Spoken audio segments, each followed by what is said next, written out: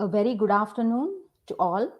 On behalf of the CME Committee of the Faculty of Medicine, Bioscience and Nursing, MAHSA University, I welcome you all to this webinar, which is the 84th Continuing Medical Education event organized by the CME Committee of the Faculty of Medicine, MAHSA University. Today, we have two in-house speakers from our faculty. The first speaker of the day will be Professor Ravikant Palur. Professor Ravikant Palur works currently as a professor and head of surgery with the Faculty of Medicine at MAHSA University. Prof. Ravi completed his MBBS in 1983 and Masters in Surgery in 1987 from MS University in India, and his Master's degree in Neurosurgery from the Christian Medical College, Vellore, in India in 1990. He has also completed a fellowship in subspecialty neurosurgery, functional neurosurgery from University of British Columbia, Vancouver, Canada in 2000. In the past 32 years, he has remained active in the field of clinical neurosurgery, as well as teaching of undergraduates and postgraduates in neurosurgery. Prof. Ravi has been an examiner for Master's Neurosurgery and also in the MOH group in Malaysia for development of deep brain stimulation surgery and surgery for epilepsy. Prof. Ravi Palur has more than 25 original publications in various peer-reviewed international journals, as well as more than 100 presentations at conferences in India, Malaysia, and other countries. Prof. Ravi is recognized neurosurgery specialist with the National Specialist Registry NSR in Malaysia, Fellow of the American Association of Neurological Surgeons, Neurological Society of India, and Neurosurgeons Association of Malaysia. We are very happy to actually have him here for our CME today. Today, he's going to talk on the neurosurgical management of tuberculous meningitis and hydrocephalus. Without delay, I would like to invite Prof. Ravi to take over. Prof, over to you, Prof. Thank you, Dr. Deepa, for your kind introduction. And the next 30 odd minutes, I would like to share some of my experiences with management of tuberculous meningitis and hydrocephalus, which I was fortunate enough to be exposed to right from my training period at Vellore in India. There are no competing interests, and the aspect of funding is not applicable to this presentation. In the beginning, I would like to share with you these scanning electron microscopic images of the Mycobacterium tuberculosis. And these tubercle bacilli have got this typical rod shape appearance. And this image shows the organelles inside the cell. These four images on the right side shows the pattern of branching which occurs as a form of cell division for these bacilli. Over here, you can see that the branch is near the end of a bacillus. Here it is more centrally positioned, where in this images you get a Y-shaped sort of pattern. And in the last image on the bottom right, you can see this appearance like a bud-like protrusion from the parent bacteria. And this is how it replicates and multiplies within the human body. This is an image or drawing of the tubercle bacillus itself, and I would like to draw your attention to the cell wall, which is very thick. This cell wall maintains the structure of the cell, and it is this cell wall that gets stained when you look for the bacillus in any specimen, as any microbiologist will tell you. And the unique feature of this cell wall is that it is resistant to decolorizing agents as well as acids, and that's why we call it as acid-fast bacteria. This is the disastrous effect when this bacillus enters the central nervous system.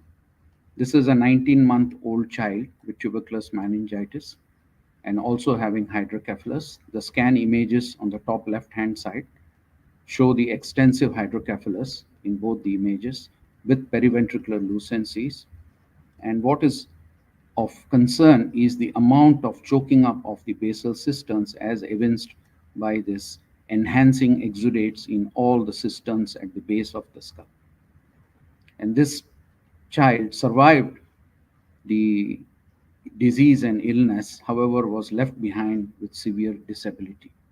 You can note the severe degree of opisthotonus in this child. If you go back in time, tuberculosis has been very well known across centuries. John Bunyan, who in the 17th century was a very well known English writer, and he's best remembered as the author of the book called The Pilgrim's Progress, which is a very influential literary model.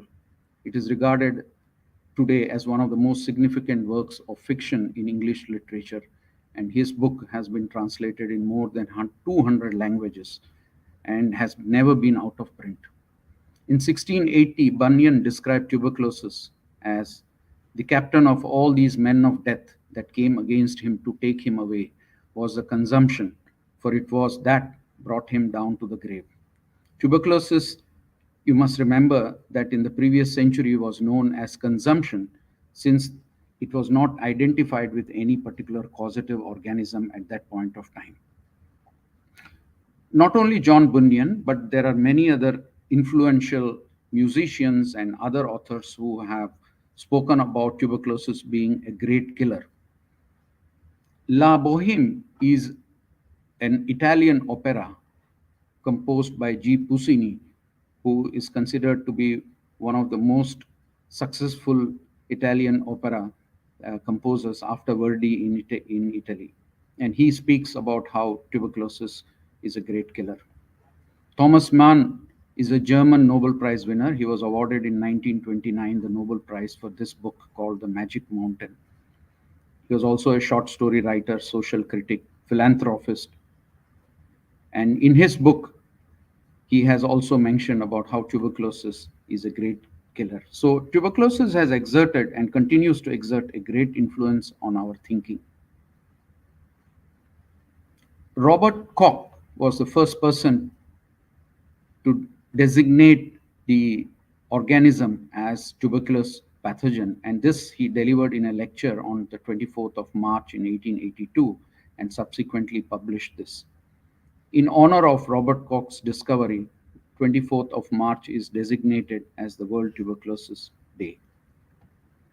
According to the World Health Organization, tuberculosis is considered as one of the topmost infectious killer since 1.5 million people die from tuberculosis each year. Every year, the annual incidence is around 10 million per year. And nearly 25% of the world's population is estimated currently to be infected by tuberculous bacteria. However, only 5 to 15% of these people will fall ill with active tuberculous disease. Rest 85 to 90% of the people will have the latent disease in them. A quick review of the pathophysiology would be in order before we approach the main topic of hydrocephalus and in tuberculosis. The organisms enters the lung primarily through the aerosol transmission. In the alveoli, the alveolar macrophages,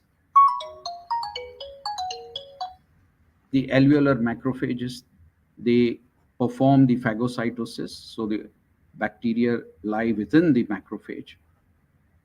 This results in the formation of a granuloma in the lung, and 90% of the hosts with these granulomas, they are maintained stably in the lung over the course of their lives. That means that this organism is not freely spreading into the rest of the surrounding lung, etc.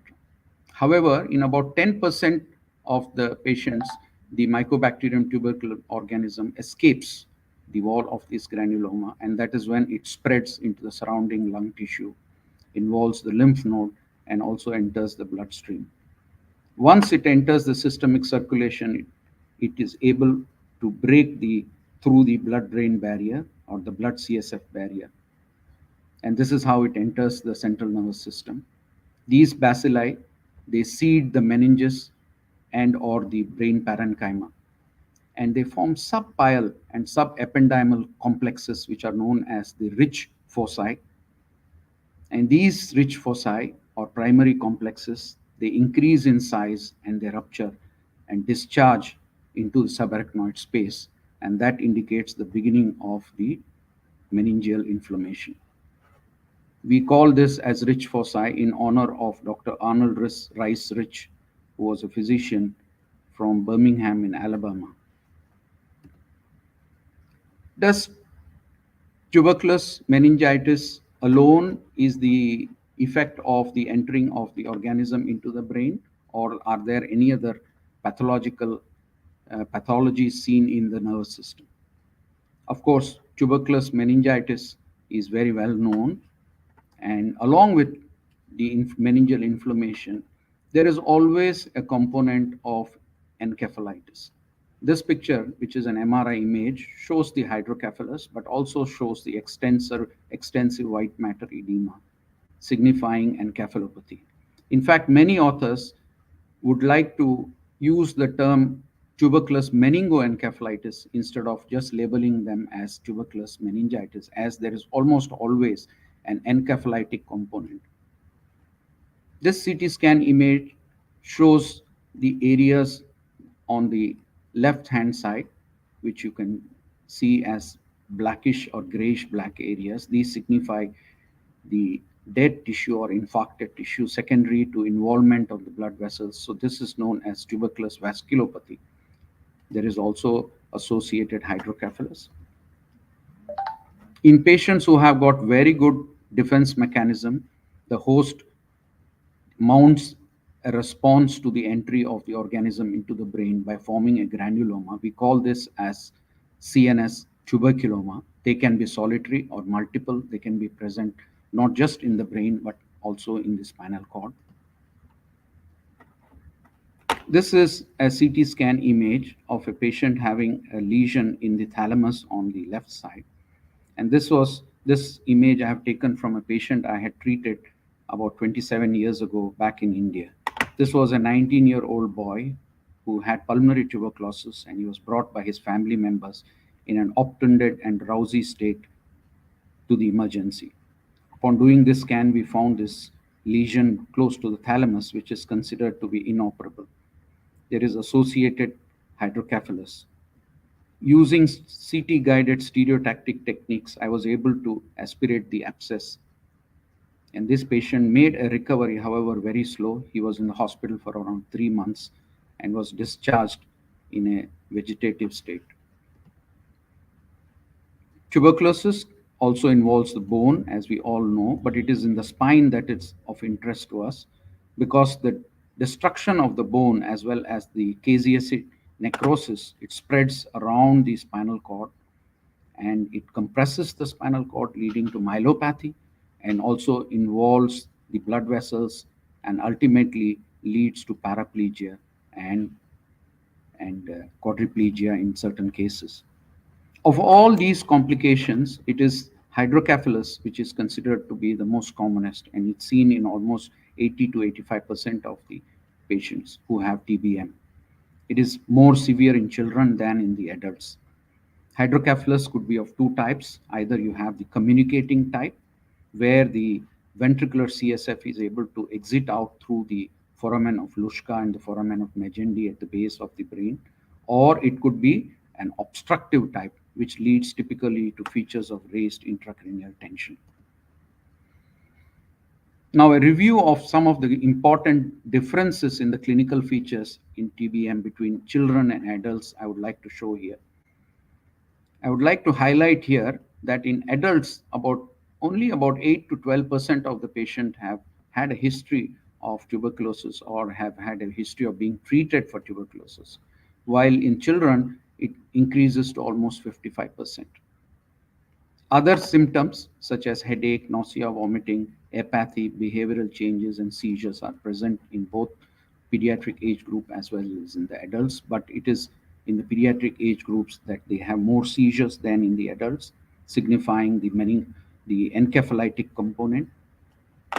Physical examination signs such as fever, neck stiffness, a positive Kernick's or Brudzinski signs signifying meningismus, cranial nerve palsies, and coma are common to both the adults as well as in the children. This series of CT scan image shows you the development and evolution of hydrocephalus across time in patients who are diagnosed to have tuberculous meningitis. This is the scan, the primary scan showing the normal sized ventricles. However, there is enhancement in all these subarachnoid spaces, and a lumbar tack discovered the evidence and confirmed the presence of tubercular bacilli. So this was the stage when the diagnosis of TBM was made. 3 months later, a CT scan shows the hydrocephalus with periventricular lucency, and further 3 months down the line, you can see an infarct in the basal ganglionic region on the left side. And what is of interest is the presence of this rounded enhancing lesion in the deep parietal temporal region, which was an abscess. So you can see the evolution of the disease in the human nervous system and the different types of pathologies that could be seen even in one patient. This is a coronal image of the brain. It's the postmortem specimen, and this whitish structure is the corpus callosum. And on the left side of the corpus callosum, you can see this rounded structure, which is a tubercular granuloma or tuberculoma. On the right side, close to the sylvian fissure, you can see this reddish area, which signifies the meningeal reaction to the CNS tuberculosis. This is again another postmortem specimen of the brain, the undersurface of the brain or the ventral surface of the brain, showing this extensive whitish inflammatory exudate which covers the brainstem, chiefly the pons and the medulla oblongata. And this is responsible for the involvement of the brainstem and the comatose state of the patient. Now, what has been the progress in the management of tuberculous meningitis and hydrocephalus across the decades? Until the 1970 or 71, tuberculous meningitis was primarily a disease treated by the physicians or the pediatricians, which involved placing the patient on anti-tuberculous drugs. Steroids were a controversial feature. The role of surgery was not well defined until 1970. In 1970, this gentleman, Professor D.K. Dastur from India, published in the Neurology India about the brain and meninges in tuberculous meningitis, and he studied and talked about 100 cases, and this showed the various types of pathogenesis that can occur in the brain. A year later, in 1971, Professor S.N. Bhagwati revolutionized and introduced the surgical treatment for tuberculous meningitis and hydrocephalus. He performed for the first time a placement of a ventriculoatrial shunt, and he did this in 7 patients who were diagnosed to have TBM and hydrocephalus. A follow-up of up to 6 weeks showed that all the patients did well. This was published in the Journal of Neurosurgery in the year 1971. Prior to 1971, no surgeon had ever ventured to place a shunt for fear of disseminating the infection through the rest of the body. However, the success shown by Professor Bhagwati was encouraging enough world over to all those surgeons who were managing patients having hydrocephalus associated with tuberculous meningitis. In 1991, a paper was published in the Journal of Neurosurgery, which detailed a long-term follow-up of all these patients, which was lacking. I was the principal investigator and the first author for this publication. Essentially, we studied 114 patients who underwent chiefly a ventriculoperitoneal shunt, and all the patients had hydrocephalus, and this period extended from 1975 to 1986. We had a follow-up ranging from minimum of 6 months to a maximum of 13 years.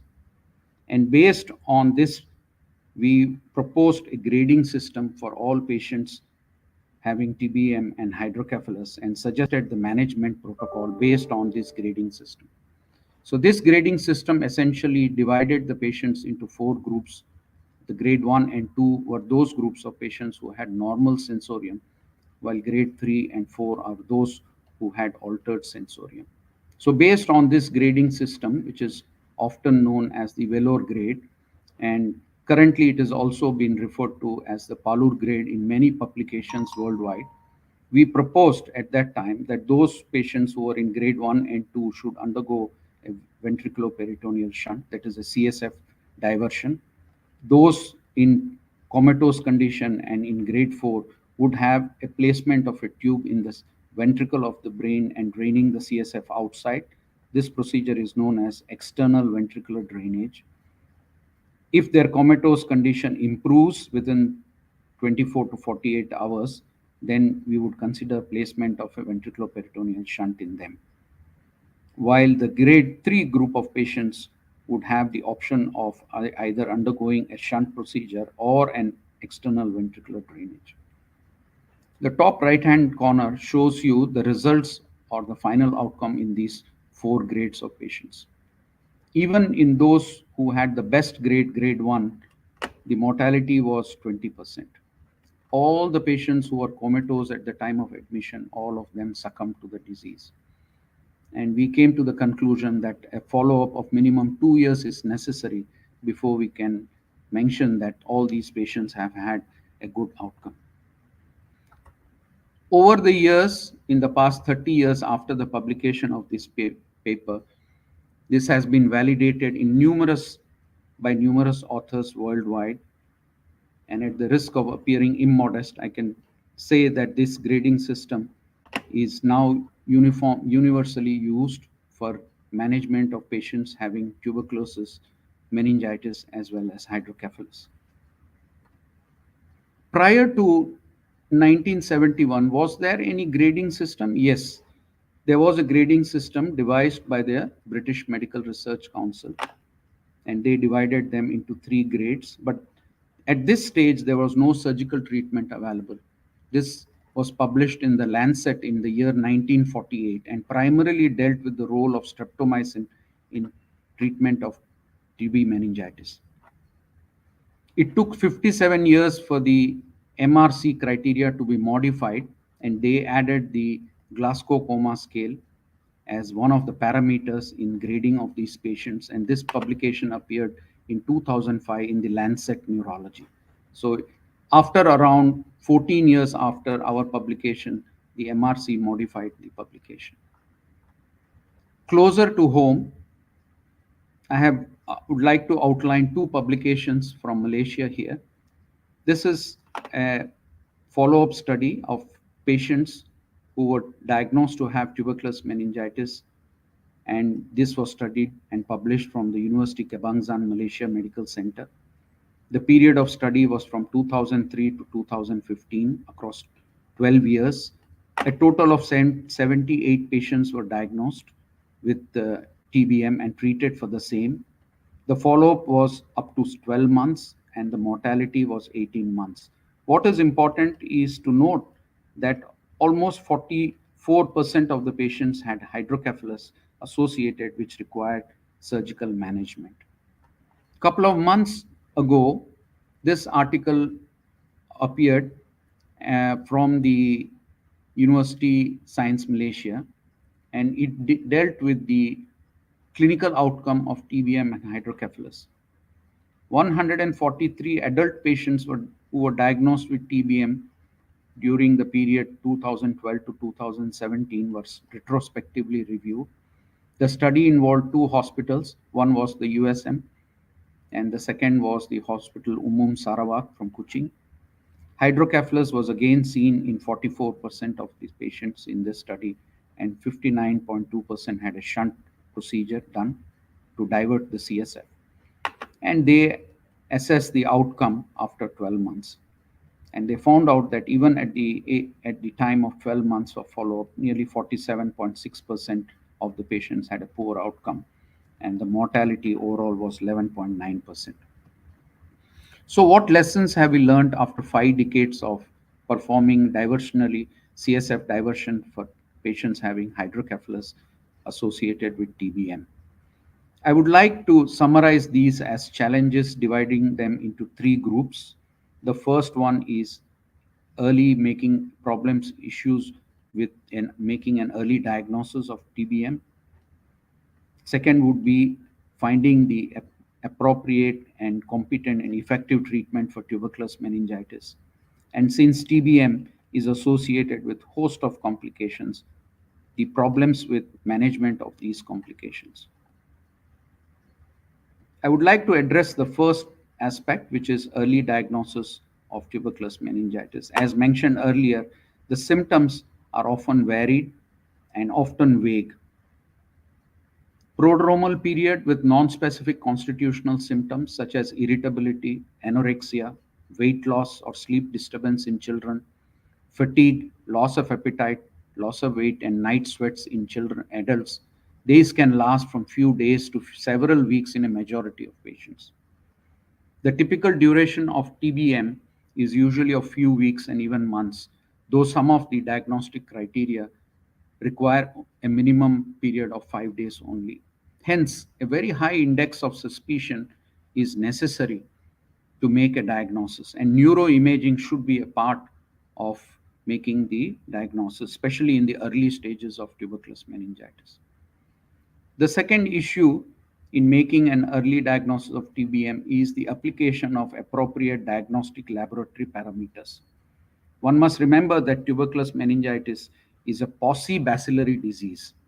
So when we use CSF microscopy using the Zeal-Nielsen stain, which is capable of making a diagnosis through demonstration of the acid-fast bacilli, this test has got a sensitivity of only 0 to 20%. Relying on culture may take time of up to even 8 weeks, 6 to 8 weeks. So there are issues with using the laboratory parameters in making a diagnosis of tuberculous meningitis and hydrocephalus. Of late, there are other newer techniques such as using PCR for Mycobacterium tuberculosis, as well as even using radioactive tracers such as fluorodeoxyglucose and a PET scan, which has the potential to establish an early diagnosis of TBM, so which is capable of maybe changing the management scenario of TBM completely. In many countries who have a poor healthcare system or where there is a delay in referrals, these also play a role in making a delayed diagnosis and having a poorer prognosis in these patients. What about effective treatment? So these include using multiple drugs at a certain dosages and using them for a certain duration of time. Amongst the first-line anti-tuberculous agents which are recommended to treat TBM include rifampicin, isoniazid, pyrazinamide, ethambutol, and streptomycin. Unfortunately, rifampicin, ethambutol, and streptomycin have very poor penetration across the blood CSF barrier. The WHO recommends a 2-month treatment with 4 first-line drugs in the intensive phase, followed by a continuation phase with at least rifampicin and isoniazid for 4 to 10 months. Even though the WHO recommends this, there are regional differences in the way drug therapy or drug chemotherapy is used for managing tuberculous meningitis. And unfortunately, there is no data from randomized control trials to form the basis for any of these recommendations at this point of time. The important issue here is the multi-drug resistant TBM. Now, this is a growing problem globally. Resistance to rifampicin and isoniazid is associated with a very high mortality in TBM. Globally, approximately about 20% of the isolates in TB are resistant to at least one anti-tuberculous drug, while about 7% are resistant to at least isoniazid. Multi-drug resistant TBM is highly lethal, and most of the patients die within 2 months after the initiation of the treatment itself. Hence, the management of multi-drug resistant tuberculous meningitis is far from satisfactory at this point of time.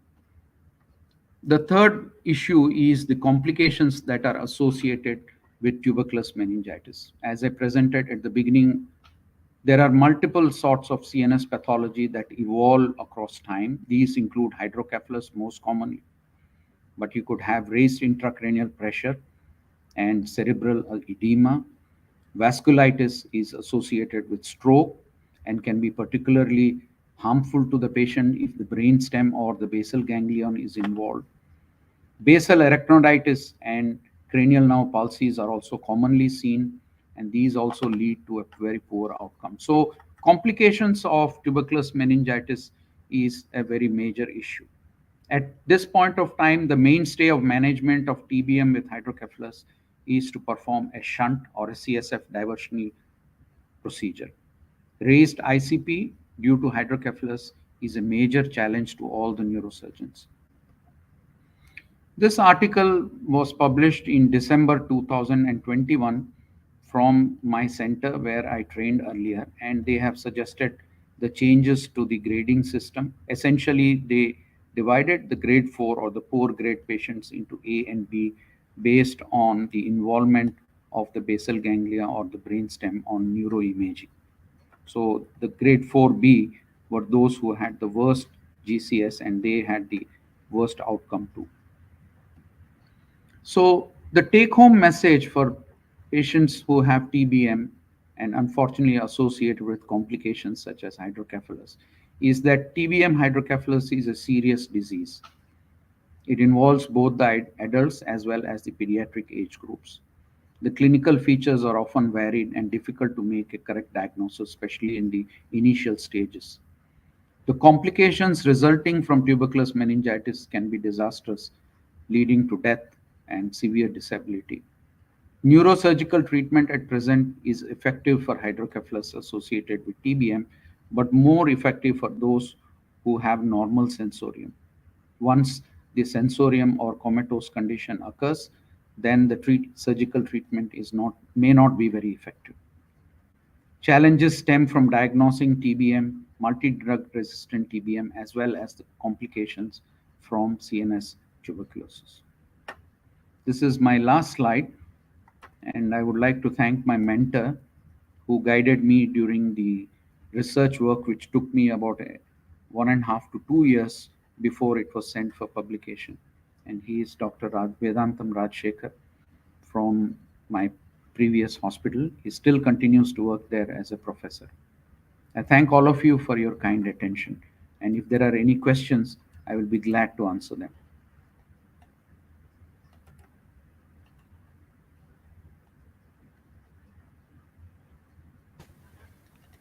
Thank you so much, Prof, for that updates that you have given us on the neurosurgical management of TBM. I see there's one comment from Tato Razak. So he said, Yes. It's not a question, but he just gave a comment that it's a good timing for your lecture, Prof. Ravikant. World TB Day is just about a month away. So that's 24th March. Yes. So he has just given that comment. And there's one question from Prof. Jamaluddin. Yeah. I think he says miliary TB and TB meningitis still occurs in Malaysia due to anti-vaccine parents who refused BCG at birth for newborn. I have no real, comment to add to this because this is primarily managed by the pediatricians. Generally speaking, those who have complications secondary to tuberculosis of the nervous system are referred to us only when there is a chance of approaching the patient surgically by placement of a shunt. Otherwise, essentially, these are managed by the pediatricians as well as the physicians in most of the hospitals worldwide, wherever they treat. So our role is primarily only to divert the CSF, and since the outcome of this surgery is not always successful, and that was the reason why we devised the groupings of the patients so we could select the patients. And one of the reasons that we had a poor outcome in these groups of patients was many of these patients used to belong to the poorer socioeconomic status, and they were malnourished, So if he performed a surgery on them, it almost always led to complications in them, which seemed to be worse than the actual disease itself. So that is the reason why we proposed the selection of criteria by dividing them into grades, and which is followed now by almost all of the centers. Thank you, Prof. Thank you for answer. Following his question, do you really feel that countries which really, countries which don't go with the BCG vaccines, do you think the incidence would be higher in terms of BCG vaccines? Because there are countries like US which are totally not with the BCG vaccines, like UK from 2005 onwards, they don't have BCG at all there. And how do you see the relation of vaccinating and getting protection from childhood tuberculosis? Uh, CNS tuberculosis is secondary in nature. The primary infection is always in the lung. Pulmonary, yeah. Yes. So if the patient has been diagnosed to have pulmonary tuberculosis and receives effective treatment for it, I guess the secondary complications which occurs due to involvement of other systems and other organs would be minimized. Once these organisms they cross the blood-brain barrier, whether you're vaccinated or not, the disastrous effect on the nervous system is seen. Yes. And the organism seems to have a ready visa to cross the blood-brain barrier, but it is not easy for the drugs to cross the blood-brain barrier. And the physical structure of the tubercle bacilli itself, if you look very closely microscopically, as all microbiologists will tell you, is the double layer of the cell wall, which makes the drugs very difficult to penetrate. And this organism actually is an extremely opportunistic organism. It tends to hide in these spaces for a very long period of time, maybe across even decades, and is reactivated. And that's probably the reason why in adults we see only about 10 to 12% of the patient having a history of primary pulmonary tuberculosis initially. So whether giving BCG will give them protection against TBM, well, I do not know the answer for that question. But the answer to the entering of the bacillus into the brain, we all know how catastrophic it can be. Thank you for that, Prof. I was just thinking. I have a question for you. Like, uh, even though the mortality in children comparatively is lower, even after fair therapy, early diagnosis or timely initiation of appropriate therapy, um, what would happen in a long run? Like.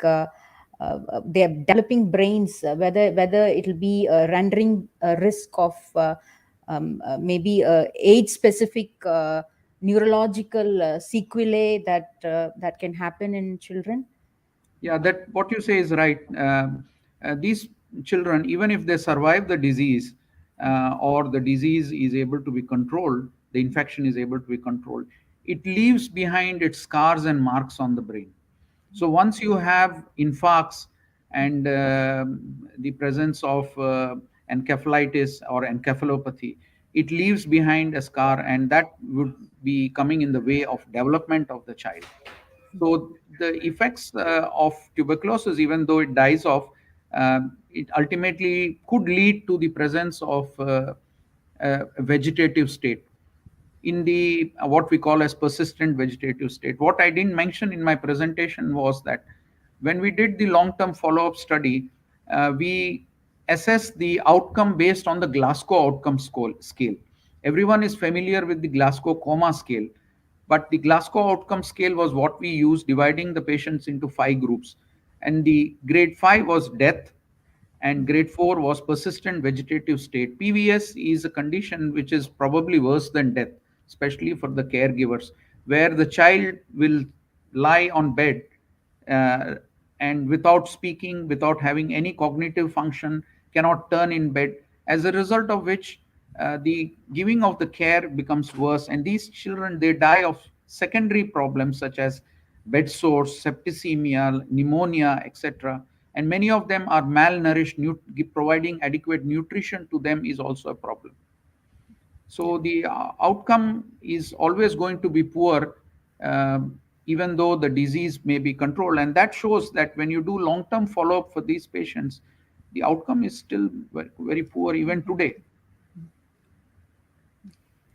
Thank you so much, Prof. And I request the audience to please post your questions in the chat, in the comment box, so that we can address. And there's a question from Yeah. Dato Abdul Razak. He says, Prof. Ravikant, do you do prophylaxis shot for patients before hydrocephalus? Actually, shunts are only done when you have hydrocephalus, and not all patients with hydrocephalus need a shunt. The shunt is maximally necessary when there is obstruction to the flow of CSF from within the ventricle out to the basal cisterns, or in other words, obstructive hydrocephalus. Shunt is maximally useful in them because it helps to combat the raised intracranial pressure, which itself can kill a person or make the cerebral edema worse.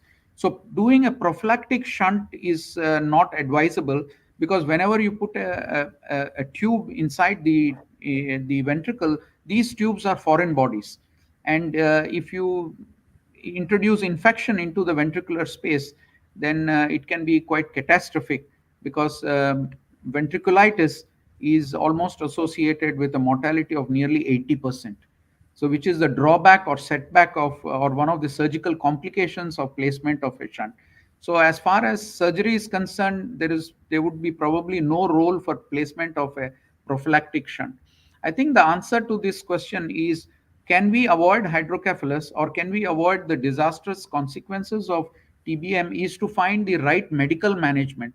If we find effective drugs, which so far are still not available, the drugs which we have are primarily what we have been using for so many years, such as I think Dato Razak would say, use in pulmonary tuberculosis. So we do not have any added weapons in our armory to combat this organism in the nervous system.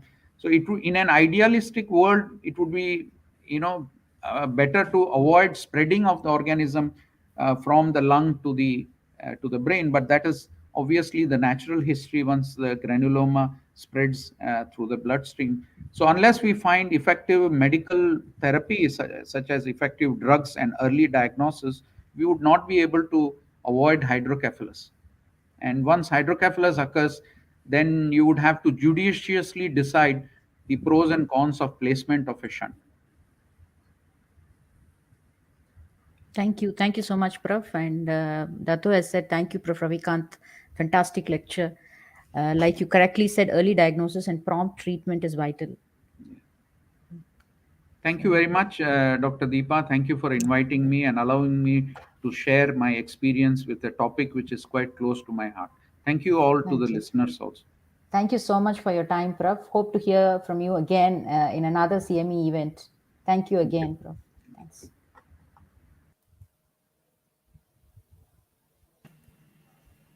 So the next speaker for the day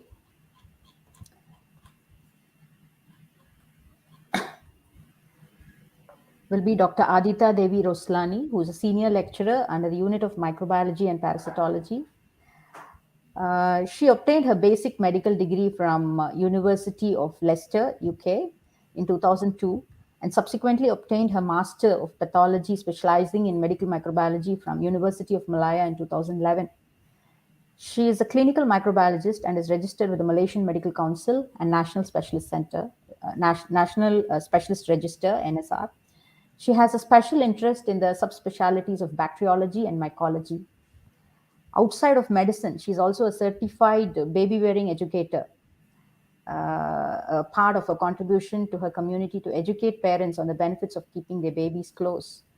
So that's very interesting to know about more about Dr. Devi. And today she's going to give us updates on Meliodosis in Malaysia.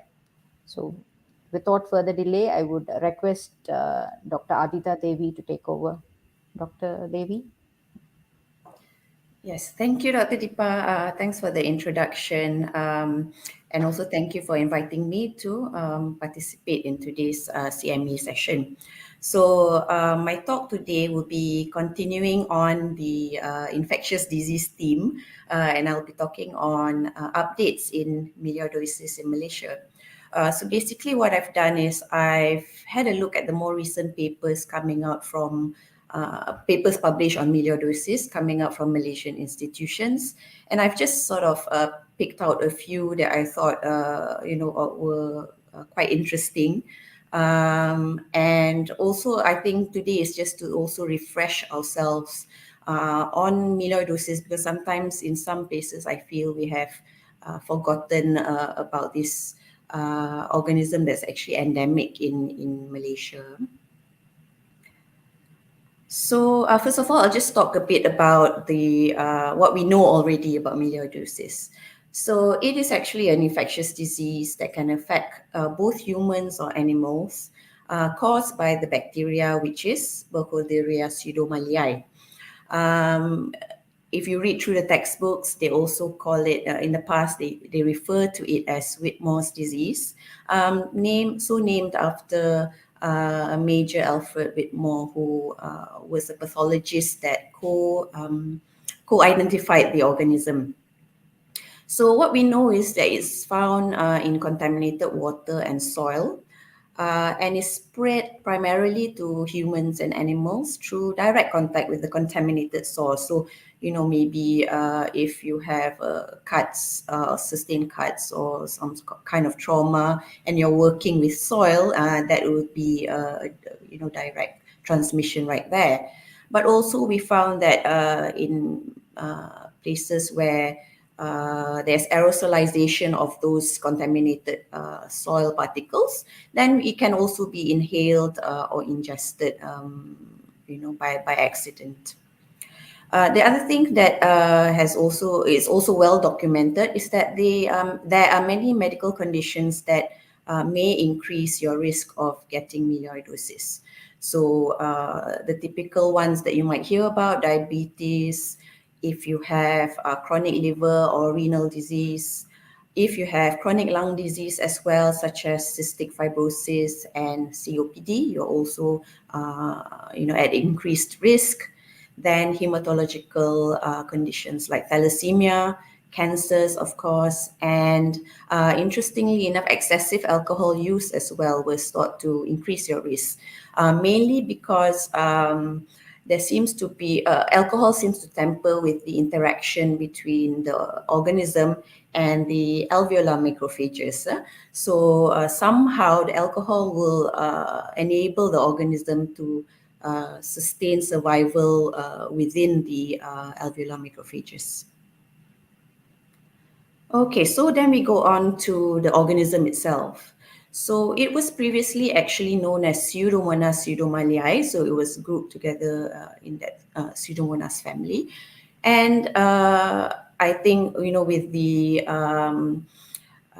introduction of newer technologies and newer ways of characterizing organisms, then it was decided, actually they should belong in the group separate from Pseudomonas, and it was then renamed Burkholderia pseudomallii. It is actually a gram-negative bacilli, and sometimes you can see it appearing with what's called bipolar staining, or looking like a safety pin, they say, yes, because the middle part sort of looks empty, almost like a safety pin. It is an aerobe and it's motile, and like I mentioned already, it is a soil-dwelling organism, so it loves, loves the soil. Now, in the past, we already know that it's endemic in tropical and subtropical regions, and a lot of papers have come out of Thailand and Northern Australia especially. The other thing that we know is that this organism is intrinsically resistant to aminoglycosides like gentamicin and macrolides. So this is what it looks like when we culture them in the lab. So after about 2 days, they tend to show up with this sort of appearance of wrinkled colonies, they call them.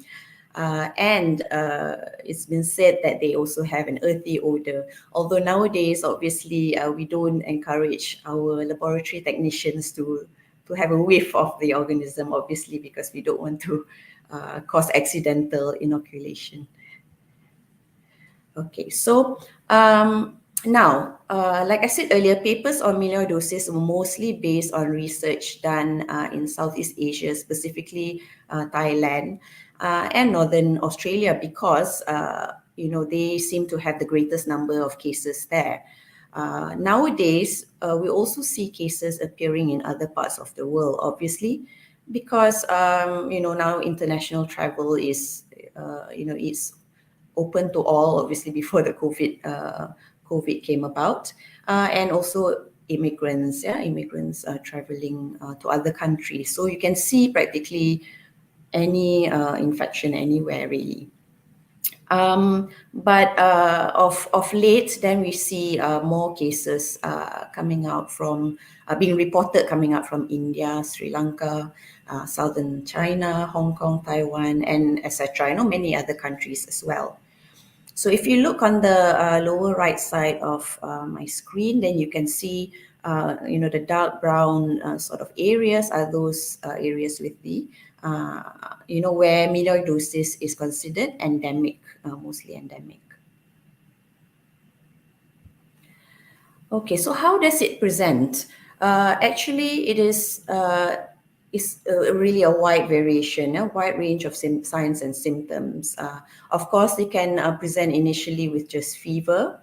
It can, also be localized infection. So usually it can be things like soft tissue infection or, where you can find swelling or ulcerations.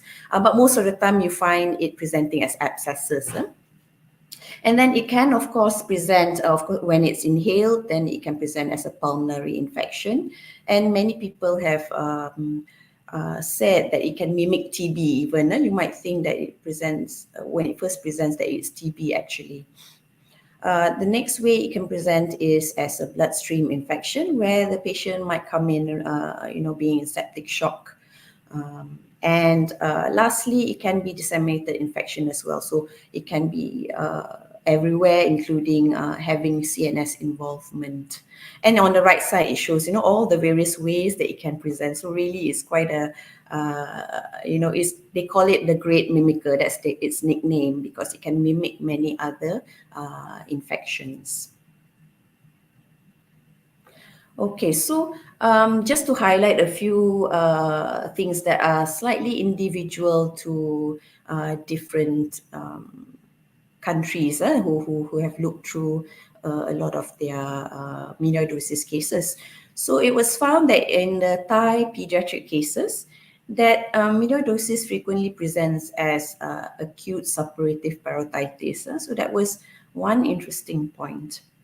And then in Australia, they, it was a bit different. They found that here, quite a few cases turn out to be prostatic abscesses, presenting as prostatic abscesses and brainstem encephalitis. So also it's probably not clear why some places would have a higher incidence of certain presentations and differ in other areas.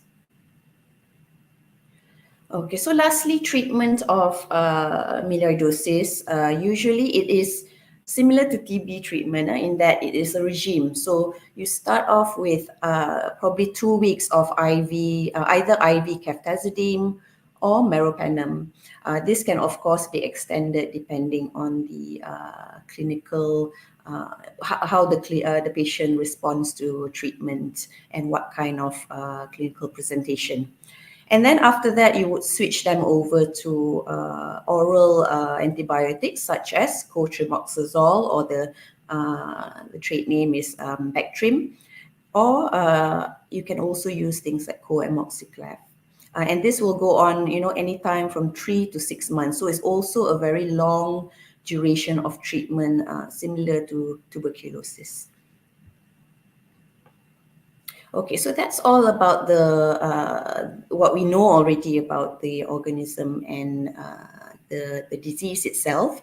So here in Malaysia, we are already aware that it's endemic. Yeah. So many local state health departments have publish their guidelines for clinical and public health management of melioidosis. So here is just an example. In Pahang, they have a copy, and in Sabah, they also have a copy, and a few other states as well. Okay, so now I will go on to the other papers that I've read through and picked out for us. So firstly, permit me to sort of tell you about the paper that I published.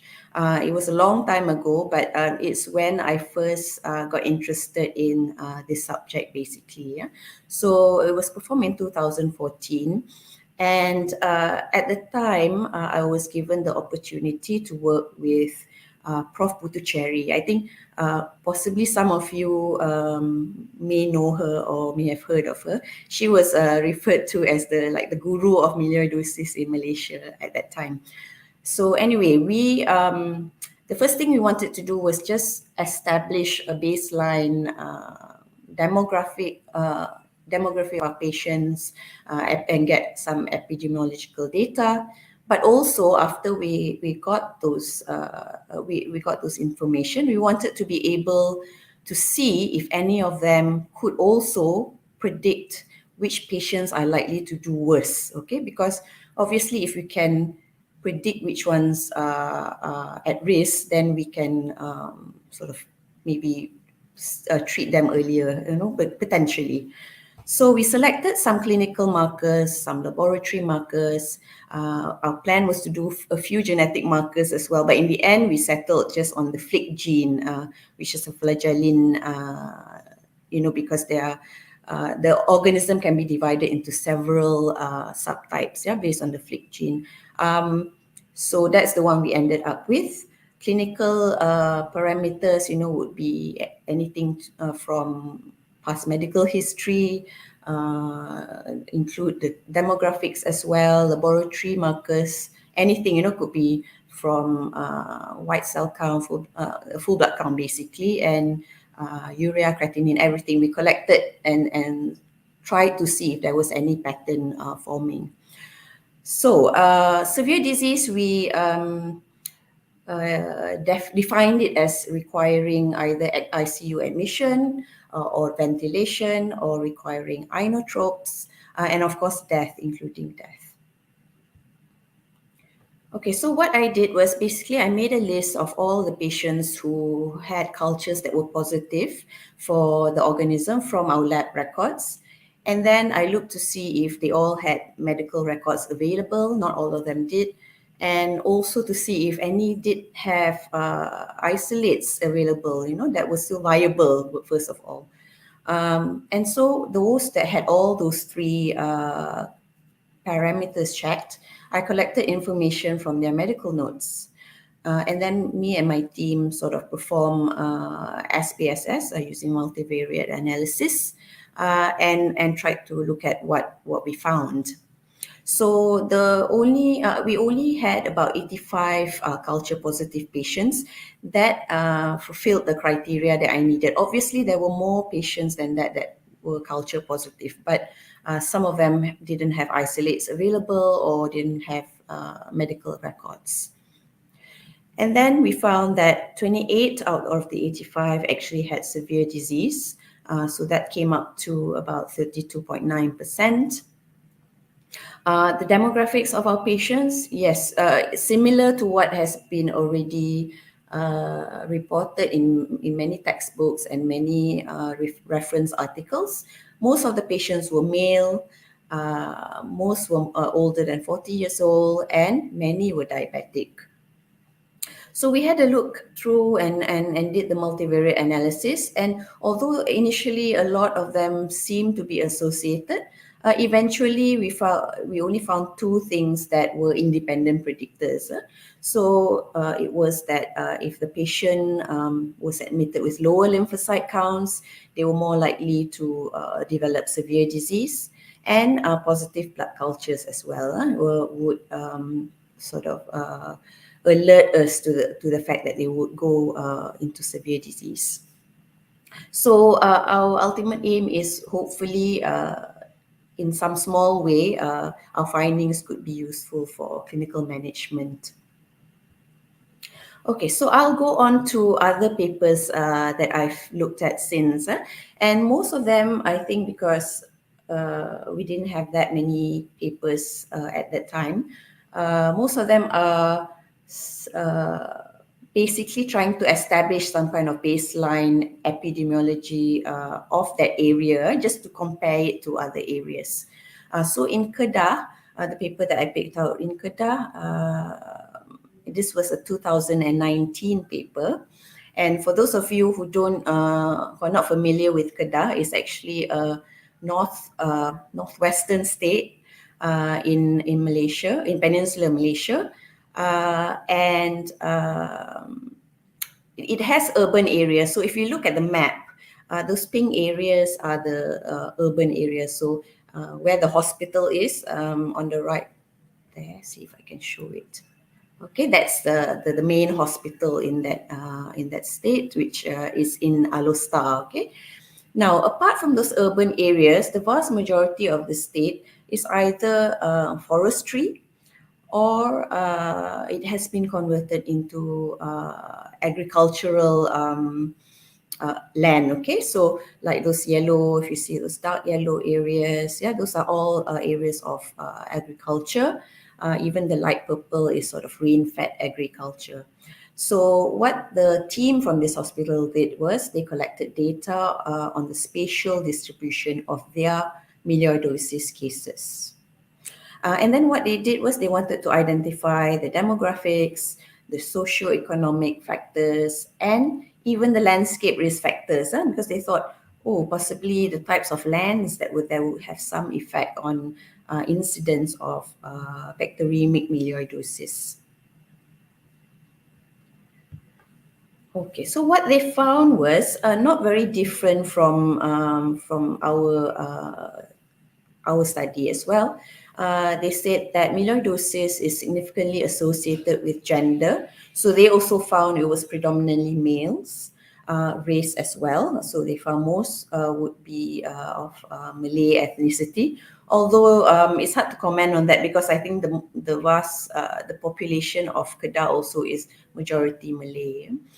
And then occupation, a lot of them were also found to be rice farmers. Yeah.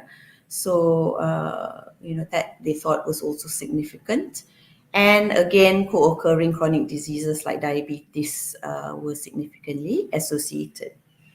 The last thing is quite interesting. So, living in risky landscapes as well, they found that the risks increased and declined non-linearly with the degree of ecosystem modification. So, meaning that the disease risk and geographic clustering of cases were actually related strongly to land cover types. So the risk of disease increases non-linearly with the degree of human modification of the natural ecosystem. So the more you modify the natural ecosystem, the higher the risk of the disease would be. That's basically what they are saying. Okay, so the next study that I had a look at was now in East Malaysia. Okay, so across the sea, across the ocean to Bintulu, Sarawak. Now this is very recent study. It's published in 2021. And initially also they just wanted to get a baseline epidemiology of the area. But when looking at the isolates, they discovered that a lot of the isolates seem to be gentamicin susceptible. Okay, so this was quite unusual, because most of the time, remember what I said about the organism being intrinsically resistant to aminoglycosides. But here, they morphologically, when looking at the susceptibility, the antibiotic sensitivity, they found that many were gentamicin susceptible. So they wanted to try to compare whether infections by the gentamicin susceptible organisms were different to the gentamicin resistant isolates. So they carried out their study, and then they found that actually there were markedly higher incidences of melioidosis in rural areas. Somehow they found that the rural areas had more infections, higher incidence. And not only that, they also had a higher proportion of gentamicin susceptible Burkholderia pseudomallei. So the areas that they identified were Belaga, which is this lower right here, okay, and then Tatau, lower left corner, and Sungai Asap, which is just above Belaga, yeah? So the darker brown areas on the right there. And if you compare it to Bintulu, which is the main town in the area here, it's on up here. It's a coastal town, a coastal region. You know, their isolates, if you see the blue and the orange, the blue stands for those cases which were gentamicin susceptible and those that were gentamicin resistant. You can see that in Bintulu, it was like what you would expect elsewhere as well, gentamicin resistant isolates. But in those rural areas, they all seem to be gentamicin susceptible, most of them anyway. Okay, so 84 out of the 129 isolates were gentamicin susceptible. So actually 65% of what the isolates that they had. And these were identified or picked up by this diffusion testing or e-test methods. Now, what they found in the study was that there were no differences in the clinical or laboratory or the outcome of the patients between both types of isolates. So that doesn't seem to affect the general markers or characteristics. And then lastly, they hypothesized that probably it is conceivable that gentamicin susceptible strains are more infective compared to the other BP strains in the Sarawak environment. But obviously, as part of that study, they haven't got a biological reason for this just yet. Okay, so that was quite interesting. Okay, so lastly, we go to now Kelantan, which is on the north, so it's on the east coast of Peninsular Malaysia, but in the northern part of the east coast, okay? And this study was carried out by the USM team in 2016. Again, you know, they wanted to establish some kind of demographics for their patients. And they also found, again, that death due to melioidosis was reported in 32.9% of patients. So that's actually quite similar to the percentage that we had as well. It seems to be sort of roughly the same in all the places. So they also found that males were more at risk of acquiring the infection than females. And they felt that it's probably due to also, again, you know, it's exposure or occupational exposure thing that made them more at risk than females. So they were more exposed to bacterial reservoirs such as soil during rice farming and inhalation of contaminated dust as well. Okay, so another thing that they noted was, for those of you who know, Kelantan is one of those states in Malaysia that frequently, well, not frequently, but almost annually, they would have a flood season, and they would have floods. Only a few years that they managed to escape it. So they saw that cases will increase during the flood season, and they looked into the epidemiologic data again, and it suggested that massive volumes of rainfall would result in raising the water level on land, which means that will lead to the accumulation of the organism on surface soil, and then that in turn becomes the reservoir for inhalation of aerosolized bacteria. So they then concluded, so areas known for flooding almost annually, they may facilitate dynamic distribution of Burkholderia pseudomallei in the environment. And so this is because it increases the bacterial infective load in surface water and soil. There was another study that came out of in Kelantan as well. What they were just interested was to do environmental sampling. So what they did was they took 45 soil samples and 49 water samples, And the areas where they took these were based on the locality of their positive melioidosis patients. Now, what they found was that the hotspot areas of melioidosis there, with the highest distribution of cases, was seen in the district of Kota Baru. So Kota Baru is the main town there, which is urban, more urban, and then Bachok and Pasir Putih respectively. So Bachok is a seaside coastal town as well, and Pasir Putih was it's not far from the sea as well, and it's also located along a sort of a river. Even Kota Baru is located along a river. So whether that has anything to do with the hotspots being hotspots, they said that they would need to do more research into that. Okay, so this picture just brings us back to December 2021. This is just a picture of the floods that affected many states in Malaysia. This is actually a picture of Klang. And, you know, even it was so devastating, you know, even some of our own staff were actually affected by this flooding. On the right side, you can see that was the flooding in Kuantan. And you can see that even tapirs, you know, they were displaced from their sort of habitat because of the flooding that happened. So because of these floods, our government, then very quickly, they came out with many infographics. Yeah? So I think they had one on leptospirosis. There were a few others. I can't remember exactly what were the others right now. But then they also came out quickly about the risk of getting melioidosis because of floods.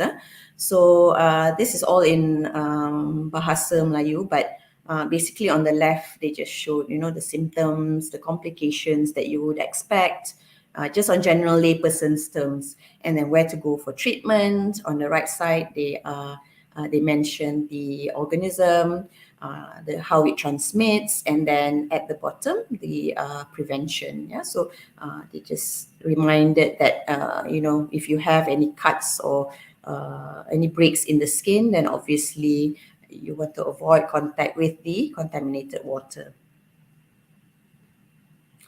Okay, so the take-home messages from this. So majority of the papers that came out from Malaysia tended to be about demographics in general. Yeah? So the demographics were somewhat similar even in the different states. Yeah? And in Malaysia, people with occupational or recreational exposure to moist soil or surface water are those at greatest risk. So it's very similar to studies from other areas as well. So the highlight would be, so in the urban areas, it can be linked to construction sites, yeah? Because obviously where you have construction, then soil sort of gets tossed about and very easy to get aerosolized particles, yeah? Which, you know, building site laborers, anybody who's involved really, they could contract the organism that way. And then, as we already mentioned, agricultural development sites, so occupations like rice farmers and the other agricultural sectors can be at risk. And then areas of flooding or high rainfall, which I mentioned in the previous slides. Lastly, we do need to just be wary about recreational exposure. So those who like, you know, adventure travelers, they call them, like to go into nature. They do have to take care, and even soldiers, yeah, they say that if they spend a lot of time in those areas, then they would be exposed as well and potentially at risk. Okay, so with that, I've come to my last slide. Thank you, and I'm happy to take any questions if there are any. Thank you, Dr. Devi, for a wonderful presentation. And actually, you have collected all the latest outbreaks of Melioidosis, and you have given us the demographic informations of the prevalence in Malaysia, the different localities in Malaysia. Thank you for that. And Audience, I request you to post your questions in the comment box, please. So, Dr. Devi, we have one question from Prof. Minsui. He's just asking us, asking you any relationship with logging activities in Sarawak. Okay, Prof. Well, in the papers that I saw coming out from Sarawak, they haven't mentioned specifically about logging as being high risk. But I suppose potentially, if you look deeper into it, logging, if it involves any manipulation of the soil, that potentially could also be a way of transmission, basically. But yeah, in the papers they did not mention logging specifically.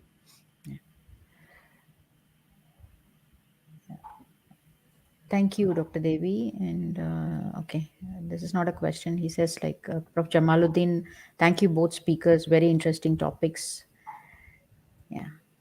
So, Dr. Devi, actually, I was wondering, like, you had a vast collection of, even I think in your paper, when you were talking about, you said that you were looking at the antigenic marker, I think the flagellin protein, right? I'm not very sure of, yeah. So, what was there any relation with the severity with different strains of Burkholderia pseudomallei? Was there, sorry, I missed that. The Was there variation, any? the severity with the strains, with the antigenic variations, did they show any variations in the severity of infections in the patients? Yes. Okay, that was what we were hoping to find. So we conducted RFLP polymorphism, looking at the patterns of the subtypes. And then we also looked into whether they would be linked to severe disease. But we found that it didn't, there was nothing really statistically significant about that. Yeah. We were hoping for a different result, but it wasn't. It didn't show any. But it might be because our numbers were also quite small. 85 positive cases, right? Positive patients. Culture positive cases. And another interesting fact is the aminoglycoside susceptibility that was observed, right? And you related, yeah. So sensitivity to the sensitive strains were found to be more infectious. Is it? Yeah, they found that most of the cases in rural areas seem to be gentamicin susceptible. So they thought that possibly it might have some link about being the infectivity would be easier in those regions, somehow, but they don't know why. So potentially they could do further studies to try and figure out why those areas would have these unusual strains, because obviously being intrinsically resistant, even if they appear gentamicin susceptible, we wouldn't use gentamicin as a first line. We would still, go with the usual ceftriaxone. Yeah. So that's a very interesting transformation that the organism has taken up. I think possibly the organism knows that we are going to use, we are not going to use that drug, and so it becomes sensitive to that drug. So losing the intrinsic resistant characteristic that it has. It's a very interesting finding, that one, the sensitivity pattern that you observed. Dr. Devi, when you're talking about this organism, right, like when people are really suspicious of the viral outbreaks to be a tool of bioterrorism, so they always talk about Burkholderia pseudomallei, which can be used in biowars. So what do you think is the scope of this, and what do you think will be the formulation if they're using it in bioterrorism? Well, I mean, it's always possible, isn't it? You can manipulate, and nowadays with the technology that you have, it's always possible for them to manipulate it, and definitely it could potentially be used in biological warfare, definitely.